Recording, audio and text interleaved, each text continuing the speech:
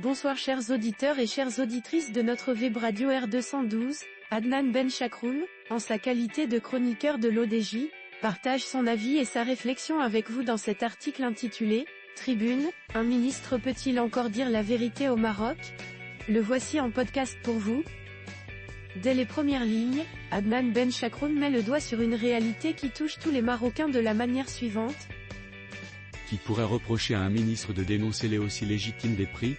La vie chère est sur toutes les lèvres au Maroc. Chaque passage au marché devient un casse-tête pour les ménages, étranglés par des prix qui s'envolent. L'opposition en fait son cheval de bataille, mais lorsqu'un ministre en exercice pointe du doigt la spéculation, la situation prend une autre tournure. Notre ingénieur illustre son propos avec un exemple concret ainsi. C'est précisément ce qu'a fait Nizar Baraka, secrétaire général du parti de l'Istiklal et ministre de l'équipement et de l'eau. Lors d'un meeting à Ouled Freuj, il a ouvertement dénoncé les pratiques spéculatives sur les produits alimentaires, notamment la viande rouge et le poulet. Ces mots sont tranchants, sont sans appel, certains acteurs du marché profitent des subventions publiques sans que les consommateurs en ressentent les bénéfices. Baraka a révélé ce que beaucoup soupçonnaient, des importations subventionnées qui finissent sur le marché à des prix prohibitifs. Lors de l'Aïd al-Adha, nous avons autorisé l'importation de moutons avec une aide de 500 dirhams par tête. Pourtant, certains les ont fait entrer à 2000 dirhams pour les revendre à 4000. S'est-il indigné sous les applaudissements de son auditoire? Notre chroniqueur approfondit sa réflexion de la manière suivante. Le ministre ne s'est pas arrêté là. Il a interpellé directement les producteurs de viande rouge et de volaille, les appelant à réduire leurs marges au nom de la justice sociale. Nous sommes en Sha'aban, craignez Allah. Arrêtez de vous enrichir sur le dos des Marocains et réduisez vos profits. Une phrase lourde de sens qui reflète la frustration populaire face aux inégalités croissantes. Mais au-delà du coup d'éclat comme certains le pensent, une question cruciale se pose, comment un ministre peut-il critiquer une situation dont il est en partie responsable? Moins de 3 semaines auparavant, la majorité gouvernementale menée par Aziza Kanouche affichait un front uni, affirmant sa détermination à combattre l'inflation. Pourquoi cette soudaine dissonance?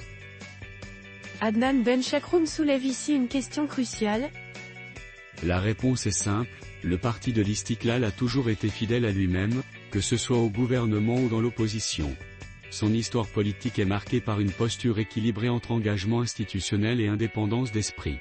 En prenant la parole aussi frontalement, Baraka ne trahit pas la ligne de son parti, l'Istiklal a toujours été un acteur pragmatique, prêt à dénoncer les abus, même de l'intérieur du pouvoir.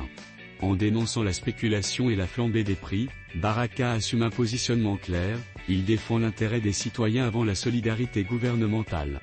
Cette prise de parole, loin d'être un simple calcul politique en vue de 2026, reflète la pression exercée sur son électorat, particulièrement touché par la crise économique. L'auteur conclut son article en ces termes. Mais cette indépendance affichée peut-elle fragiliser la coalition actuelle? Non, l'Istiklal cherche simplement à rappeler que son engagement ne signifie pas aveuglement. Une chose est certaine, en prenant ses distances avec le discours officiel, Baraka remet sur la table une question essentielle, le gouvernement a-t-il réellement les moyens et la volonté de juguler l'inflation et de protéger le pouvoir d'achat? Fidèle à son ADN politique, le parti continue de se positionner en garant d'un équilibre fragile entre gouvernance et contestation.